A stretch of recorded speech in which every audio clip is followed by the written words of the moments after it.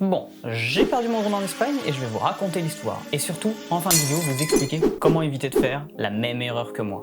Bref, c'est parti. Pour un peu de contexte, mon pote et sa copine, on est parti du coup en Espagne pour le filmer en train de faire des petites figures sur le toit de sa voiture. Voilà le résultat, n'hésitez pas à aller le suivre, franchement, c'est incroyable ce qu'il fait. Mais là n'est pas le sujet. Lors du tournage, tout est clean et j'aurais dû justement m'arrêter là, ce que je n'ai pas fait. Comme je vous l'ai dit, le tournage se finit, ça c'est pas le problème, mais le soleil commence à se coucher et ça a une très grande importance ce soleil. Donc moi je décide de faire un vol de plus, mais pas un vol au sol comme vous avez vu. J'ai décidé d'aller sur les petites dunes un peu bizarres avec le toit complètement plat en mode Far West, je sais pas comment ça s'appelle, je vous mettrai un nom là, moi j'y connais rien à ces trucs là. Et du coup je décide de monter en haut pour pouvoir faire des plans du coucher de soleil. Alors le temps de monter haute, le soleil est encore plus bas que prévu, ce qui ne m'arrange pas trop, mais avec les derrière lueurs, je décide quand même de lancer le drone et de faire une dernière batterie. Bon, là je fais les check-ups classiques que tout le monde fait quand t'as un drone FPV, tu check les hélices bon sens, hop, la batterie tu la branches, t'attends, hop, c'est bon, le drone il est récessé, t'as ton retour vidéo, il est connecté à la radio, tu peux décoller. Hop, je lance l'enregistrement sur ma GoPro, jusque là pas de problème, juste là le soleil commence vraiment à manquer, donc il commence de plus en plus à faire extrêmement sombre, mais pas assez pour me décourager, parce qu'en fait de ma dune, enfin de là où je suis, je me vois encore, donc je sais où je vole et surtout où je suis. Donc je décide de décoller, je fais 2-3 figures, jusque là pas de problème franchement, jusqu'à un moment où j'ai fait l'erreur, mais c'est une erreur de débutant qui a causé tellement de problèmes. Je vole comme je vous l'ai dit et je décide de faire un reveal. Donc le reveal c'est le principe d'être derrière un objet et vous montez, ça dépend, ça peut être n'importe quoi, une montagne ou autre. Mais souvent quand vous faites ça, vous n'êtes pas en haut d'un objet et le drone en dessous, c'est l'inverse, vous êtes tout en bas par exemple et ce que vous révélez, du coup c'est au-dessus et vous avez le drone. Grossièrement, il faut toujours que votre drone vous l'ayez dans votre champ de vision, surtout dans le champ de votre radiocommande, c'est le plus important. Et moi je me suis dit, quelle idée incroyable de faire un reveal alors que c'est moi le point le plus haut et que le drone va aller en bas. Du coup je commence à descendre, à descendre un peu avec le drone de la dune qui doit faire à peu près 20 mètres de haut, enfin je sais pas trop, 2-3 étages d'immeuble, enfin j'arrive pas à jauger. Je commence à voir remonter, parce que je tourne un peu, je remonte, et là, plus de signal vidéo. Coupé, d'un coup, net, il n'y a pas eu de macroblog, rien du tout, ça a coupé instantanément. J'étais débutant à l'époque, forcément. Qu'est-ce qui s'est passé dans ma tête? Au lieu de mettre un gros coup de gaz comme n'importe quel pilote FPV aurait fait, on va dire, normalement dans ces situations-là, non, j'ai désarmé le drone. Je savais même pas à quelle hauteur le drone était du sol, je l'ai désarmé. Donc là, possiblement, il était, on va dire, à, je dirais, une vingtaine de mètres. Le drone s'est tapé une chute peut-être de 20 mètres. À ce moment-là, je savais même pas, j'avais juste désarmé le drone par réflexe. Bon, ok, j'ai perdu le drone, il y a un gros problème là, du coup, faut le retrouver, et à tout prix. Mais j'avais encore un atout dans ma poche. J'avais toujours ma radiocommande de connecter.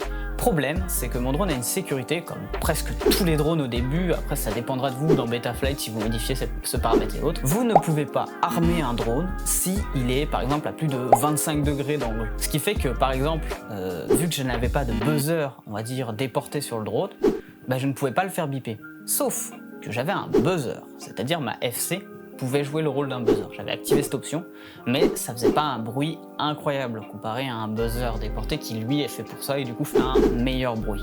Donc je me suis basé sur le buzzer, étant donné que je peux pas armer le drone pour faire un bruit avec les hélices, même ça aurait été mieux du coup, parce qu'un bruit du drone qui a les hélices qui frappent contre le sol, c'est toujours plus audible que juste un bip en plein milieu d'un désert espagnol, vraiment, parce que là, de plus, comme je vous l'ai dit, le soleil, lui, entre-temps, il était parti, ce qui faisait qu'il faisait totalement nuit. Alors, dans un sens, c'est un avantage, parce que du coup, le drone, la FC émet une toute petite lumière. Et aussi le RX, parce que c'était un Crossfire à l'époque que j'avais, fait que les deux émettaient une toute petite lumière, une LED du coup verte, et une bleue et une autre rouge. Et avec mon pote et sa copine, on cherche le drone. Et là passe 10, 15, 20 minutes, toujours rien, pas de drone en vue. Et le problème c'est que plus le temps passe, plus les chances de retrouver le drone se réduisent, parce que déjà sa batterie, si elle arrive à zéro, la connexion entre ma radiocommande et le drone, elle est perdue. Le buzzer de l'AFC, s'il n'y a plus assez de courant, l'AFC va s'éteindre et va arrêter du coup de buzzer. Donc vraiment, ça commence à se réduire de plus en plus. Pareil pour les LED, du coup vu que l'AFC s'est éteinte, plus de lumière. Et là, à un moment inespéré, mon pote il m'appelle, il fait « je l'ai trouvé ». Donc moi, tout content, je cours vers lui, tout heureux. Et là je vois mon drone qui était carrément, il était retourné, le drone vraiment, il était comme ça, à flanc de dune. Donc vraiment, si j'aurais jamais pu l'armer, hein, j'aurais rien pu faire. Avec son petit buzzer là qu'on entend à, vas-y, 2 mètres, même pas.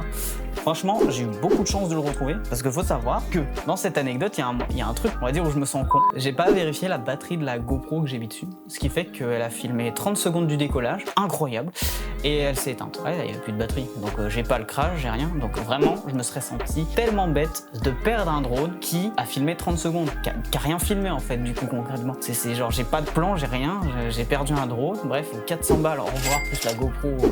Vous rajoutez 150 à 200 €, ah, je me serais senti hyper bête. En conclusion, pour éviter ce qui m'est arrivé, déjà, dès que vous avez un drone, ne volez jamais en dessous de vous si vous avez trop de matière. Par exemple, moi c'était la montagne, enfin la dune, c'est pas une montagne, mais s'il y a trop de matière entre vous et le drone, la connexion va forcément couper, que ce soit radio ou vidéo, c'est la vidéo déjà qui en pâtit en premier, mais bon, voilà. Si jamais ça vous arrive, mettez un gros coup de gaz. Ça c'est l'option vraiment, genre tous les pilotes font normalement. Les débutants, ça varie, s'ils n'ont pas le réflexe, ils le font pas. Mais mettre un gros coup de gaz, des fois ça peut vous retrouver la vidéo parce que le drone va s'éjecter dans l'air, si bien sûr il est bien orienté, il va s'éjecter dans le ciel et du coup forcément à une certaine altitude vous êtes, on va dire, il n'y a plus d'objet entre vous et le drone, ce qui fait que la liaison vidéo revient et là vous pouvez rapatrier le drone. Deuxième option, si vraiment ça vous arrive, là c'est une option que j'aurais dû mettre et que je vous ai dit, c'est mettre un buzzer autonome. Dès que vous perdez la connexion vidéo, un buzzer autonome qui s'active soit tout seul, soit avec l'aide d'un bouton de la radiocommande. Alors c'est mieux de le paramétrer qui se déclenche tout seul si jamais il perd la connexion, que ce soit du VTX ou du RX, comme ça vous n'avez pas, on va dire, le déclenchement à faire, mais gardez quand même aussi un bouton, comme ça si jamais votre radio reste connectée, vous avez le bouton à presser pour activer ce buzzer. Et la dernière option, celle-là c'est genre vraiment la golden option, surtout pour un drone qui fait du cinématique. Alors pour du freestyle et autres, ça servira à rien de mettre ce genre d'option, moi personnellement je trouve, c'est de mettre un GPS avec un fail-safe et tout ce qui va avec. Pourquoi? Bah c'est simple, là j'aurais perdu mon drone, il se serait mis en fail-safe, du coup il aurait activé son mode et il serait revenu vers moi. Tout simplement, il serait revenu à son point de décollage. Enfin, à peu près, que c'est pas un DJI et tout, il serait revenu. Ce qui m'aurait évité des minutes, voire des dizaines et des vingtaines de minutes de stress, de me dire j'ai perdu mon drone comme un con. Surtout que tous les rushs de mon pote étaient dans la carte SD du drone. Donc j'aurais tout perdu bêtement, vraiment. Genre, déjà changer de carte SD de temps en temps, c'est utile. Bref, n'hésitez pas à me dire en commentaire vos anecdotes à vous, ça m'intéresse énormément. Et est-ce que surtout vous avez trouvé le drone? Comment vous avez fait? Moi, vous le savez, voilà, j'ai pas mal d'anecdotes sur ma chaîne de drone FPV. De toute façon, le drone FPV, c'est que ça, des péripéties. Regardez, moi j'ai eu tout ça. Et encore, il y en a une que je vais vous raconter, sauf que cette fois-ci, c'est en drone stabilisé. C'est la pire erreur de ma vie, je pense, ce qui m'a remis totalement en question. Bref, n'hésitez pas à vous abonner pour ne rien rater. Sur ce, moi je vous dis salut!